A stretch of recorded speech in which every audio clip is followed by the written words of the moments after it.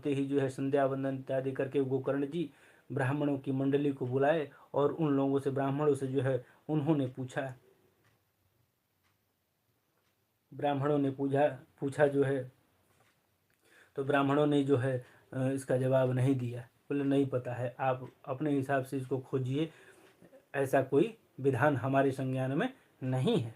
अब जो है जब उनको समाधान ब्राह्मणों से नहीं मिला तो गोकर्ण जी ने कहा किया, गोकर्ण जी महाराज ने अंत में जो है भगवान भास्कर यानी सूर्य को जो है स्मरण किया।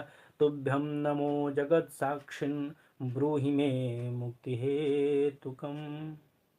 बोले हे जगत के साक्षी, हे साक्षात नारायण, हे प्रभु, कृपा करके आप ही बताओ मेरे भाई का उद्धार कैसे होगा।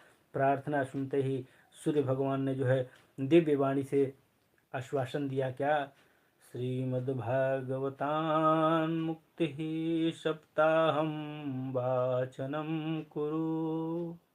बोले महाराज श्रीमद्भागवत महापुराण की सप्ताह ज्ञान यज्ञ का जो है पालन करो। प्रिय गोकर्ण, जाओ अपने भाई के लिए श्रीमद्भागवत संहिता का सप्ताह विधि से श्रवण कराओ, निश्चित रूप से जो है इससे वह मुक्त हो जाएगा। वैष्णवम ब्राह्मणम मुख्यम श्रोतारम परिकल्पय। अब भैया गोकर्ण जी ने जैसे सुना वैसे ही तुरंत जो है उसका उचित समायोजन किया। देखिए कथा जब धीरे धीरे आगे बढ़ रही है तो अब गोकर्ण जी अच्छा खासा व्यास मंच बना लिए और उनको श्रीमद् भागवत महापुराण के बारे में जानकारी थी, खुद ही व्यास बन गए और गांव के आसपास के जितने लोग थे आकर के कथा सुनने लगे। वो सप्ताह ज्ञान यज्ञ उन्होंने शुरू कर दिया और जो है धुंधकारी को कथा सुनाने लगे। अभी कथा शुरू हुई, धुंधकारी आकर के भटक रहा था कहाँ बैठे, वहीं जो है 7 पोर का एक बांस रखा हुआ था, नीचे से थोड़ा सा फटा हुआ था, उसी में प्रवेश कर गया। माफ करिएगा, ऊपर से फटा था, प्रवेश कर गया। पहले दिन जब कथा हुई तो ऊपर से थोड़ा सा फट गया। 7 दिन की कथा में 7 पोर उसके खुल गए और बांस जो है 2 फाट में हो गया, उसकी सदगति हो गई। बोल भक्तवत्सल भगवान की जय। एक एक करके सारी ग्रंथि खुल गई और गोकर्ण को जो है दिव्य स्वरूप प्राप्त हो गया। बोले एवं सप्त दिनश्चैव सप्त ग्रंथि विभेदनम। 7 ग्रंथियां खुल गई, विभेदीकरण हो गया उसका। जब विभेदीकरण हुआ तो फिर दिव्य रूप धरो जात तुलसीदास मंडितः पीतवासा घनश्यामो मुकुटे कुंडलान्वितः। दिव्य स्वरूप पा गया। भगवान के पार्षद विमान लेकर के उस दिव्य स्वरूप को देख करके गोकर्ण जी देख रहे हैं तो नहीं पहचान रहे हैं। गोकर्ण जी पूछ रहे आप कौन है, तो धुंधकारी कह रहा है मैं आपका भाई धुंधकारी हूँ। यह उस दिव्यता की जो है गोकर्ण जी को देखते ही रह गए। हाथ जोड़ करके गोकर्ण जी के सम्मुख धुंधकारी ने भागवत की बड़ी सुंदर महिमा बताई। क्या कहा भैया श्री भागवत महापुराण के बारे में धुंधकारी ने क्या कहा, तो धन्या भागवती वार्ता प्रेत पीड़ा विनाशिनी सप्ताहोपि तथा धन्य कृष्ण लोक फलप्रद।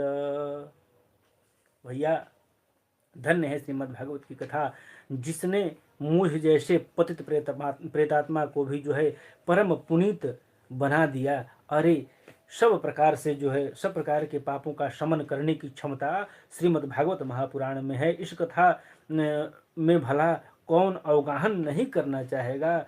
यह शरीर जो नाशवान है, प्रातः में जो भोजन करते हैं वो शाम तक बुझ जाता है, और ऐसे अन्न से बनी हुई काया जितने दिन तक जो है कितने दिन तक टिकेगी। बुध बुधा इव तोयेषु मस्का इव जंतुषु। बोले महाराज गोकर्ण जी की कथा ऐसी हुई, भागवत जी की कथा ऐसी किए, पारायण ऐसा किए, धुंधकारी को जो है मुक्ति मिल गया। अब जब पार्षद भगवान का आ गए तो पार्षदों ने एक विमान लेकर के लेकर के आए थे, और उसमें जो है इनके भाई धुंधकारी को बिठाए।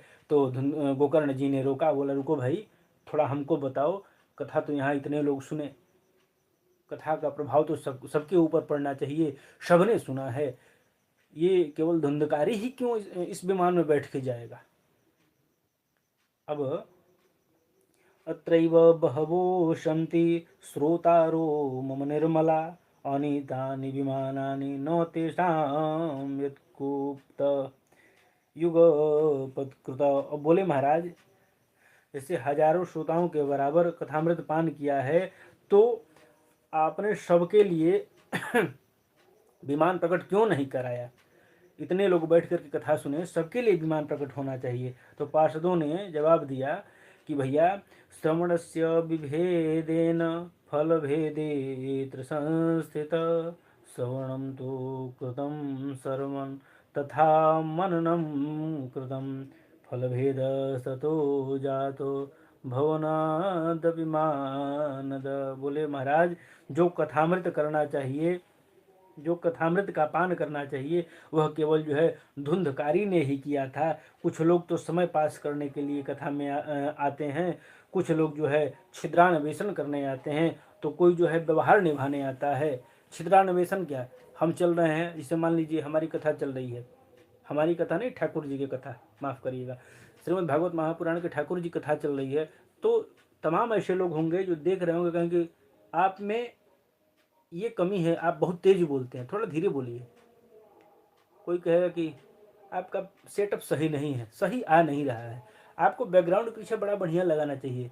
और हमको क्या पता है कि भैया मूल रूप से श्रीमद् भागवत महापुराण की कथा को जन जन तक किस प्रकार से पहुंचाया जाए, मूल रूप की जो कथा है किस प्रकार से सबको सुनाया जाए। मेरा विचार वहाँ है, न मेरा विचार सेटअप पे है, न मेरा विचार तेज बोलने में है, न धीरे बोलने में है। हमको श्रीमद् भागवत महापुराण की मूल कथा को जो है सबको बताना हमारा उद्देश्य है। उसी प्रकार से श्रोता जो है छिद्रान्वेषण करने आते हैं। कोई अच्छा भैया चलो हमको निमंत्रण मिल गया, तो उनके निमंत्रण में नहीं जाएंगे तो वो हमारे में नहीं आएंगे, इसलिए कुछ लोग जाते हैं,